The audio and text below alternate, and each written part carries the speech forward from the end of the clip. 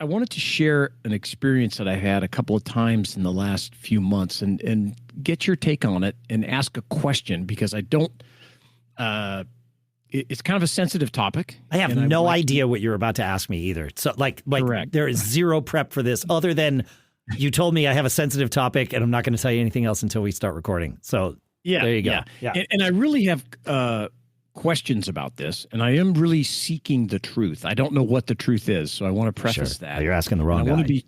Yeah. Well, I don't know whether we're going to be able to find that truth today, actually. Okay. So I'd love some feedback from listeners, and I want to just remind everyone that, nuance is very important when we're having these discussions. So let me just share this. There's no friggin' way everybody's ever going to hear this. With the way you've set it up, I'm definitely going to cut it from the show. But let's go. Let's see what happens. Let's go anyway. I know I can't get fired, so it's okay. No, it doesn't matter. Right. Yeah. So I've had a couple of meetings in I'd say the last 3 months where people have asked me, hey, I know this friend or relative that wants to start a new business, buy a business. Would you mind having coffee with them and just talk with them, hear them out, maybe give them some advice, your experience, that kind of stuff, right? Sure. Just very casual. Basically what we do on the show here. Yeah, exactly. And I love doing that, as our listeners know. We talk about this every week. So twice in the last 3 months out of a few of these I've had this statement made to me. Here comes the sensitive part. Two of these gentlemen said to me, one of the reasons I want to start a company or buy a company is that I can no longer move up in the corporate channel because of certain requirements that are set in place by this large company I work for. And those are like diversity, equity, and inclusion requirements. Got it. Okay. Yep. And it's a sensitive topic, and I don't know really much about it other than I love diversity of everything. Sure. Gender, skin colors, beliefs, all kinds of ideas, all that stuff. And so I asked them, and one of them said to me, yeah, and I've got a couple of young boys, and I'm really worried about them, so I want to create this company that they could hopefully take over someday. And I was like, wow, it's the first time I had ever heard this, and I just wonder, is it just purely anecdotal? Is it their take on things, or will we see more of these folks that feel like they can't climb the ladder or get higher, I guess, I don't know anything about corporations, thankfully. Are those folks going to go out on their own more because they feel they can't get any further in those companies? That's interesting. So, I mean, I'll say it out loud. Yeah, no, I mean, I'm guessing that these are, older white guys, right? Like that have said this to you. Yeah, probably, not too older. Not too 30s, old, but white guys. 30s, 40s. Yeah, white guys. Yeah. No, okay. I mean, it certainly makes sense that in today's world, I mean, very clearly there's less of a priority put on hiring white men because there's plenty of white men, right? And so it's like we want to make it more diverse in this company, in this section of our company, in the this particular rank of our company, whatever it is. And so if we can find someone that is equally skilled, that doesn't look like everybody else that's here, check that box. Yeah, let's bring them in. Yeah. No, I mean, it's interesting. My son goes to Reed College, and he is in computer science, and they are having problems hiring people in computer science over the last year and a half. No great surprise, right? Like we've had that conversation. Yes. And they were able to hire one person last year, but it was, yet another white guy.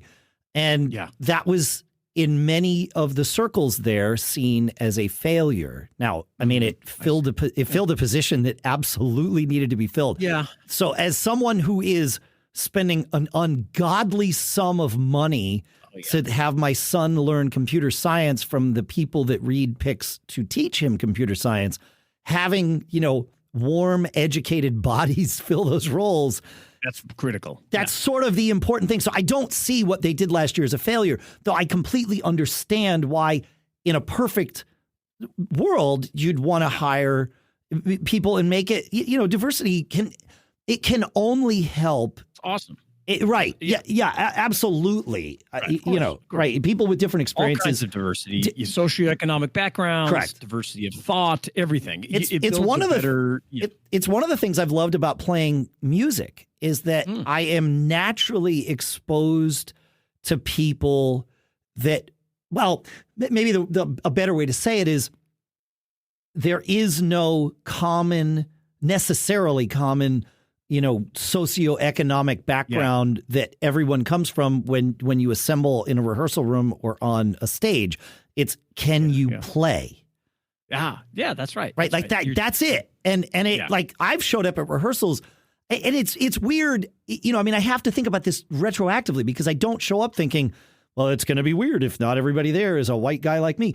Right. Like that's never crossed my mind. No, and I don't. But in retrospect, looking back at it, any time I show up for a rehearsal, if it's, I'm being brought in new to the scenario, unless I know who's going to be there, I have zero expectations about someone's gender or, how much money they make or what color their skin is or what color their eyes are or any of that. It's, can they play? And usually it's, my trust is in the person who organized it. And, I either know that they are good at getting people who can play or they aren't. And that really is my barometer of whether or not I want to do the gig is, I trust that you're going to assemble people who can play? That's it. Yeah. That's it. Yeah. Right. Go ahead. I'm sorry. No. And I love that and it took me a long time to even realize that was the case. But with everything else, where my kids go to school and my kids go to public school, went to public school. Now they go to private school because they're in college and, it's a whole different thing. But my kids went to public school, but the area we live in, it's all fairly homogenized and all that stuff. And, but that was not the case where I grew up. Like there were more white people in my high school than any other ethnic group, but we were not the majority. I see. Okay. Right. Yeah. And that seemed normal to me because obviously it's what I grew up with. That is not the case where we currently live, or anything like that. And that perhaps is the reason that I realized at one point, it's probably 10 years ago, like, wow, I really appreciate this about music that is a great thing. The only thing that matters is can you play and can you show up for the gigs? Like you got to be reliable. Yeah, you got to be accountable. Got to be reliable. Accountable, reliable, and somewhat personable. Like you got to be able to get along with people. Otherwise, it's just not going to last. But one gig, you can be a jackass as long as you play. It's all good. As long as you play. Yeah, that's it. Yeah, that's, so I it's don't. the only barometer that mattered. Yeah. Yeah, and it's just interesting to me in the sense that if one person mentioned it to me, I'd be like, oh, that's well, okay, that's your take on it or whatever. Sure. But hearing it a second time in a few month period, I was like, well, I wonder if this is, a trending or is there some other thing I don't understand? So I'm always looking to be educated. I say here in the show, I always learn the most. It's one of the reasons I do the show, to meet new people, to listen to your input, to listen to our listeners, all that kind of stuff. So feedback at businessshow.co. Yeah. And I don't have anything else to say about it other than I just thought it was interesting and I wanted to share it, put whatever nuance on it, ask that question. And, I would love to hear our listeners' take on it. Feedback at businessshow.co, like you said.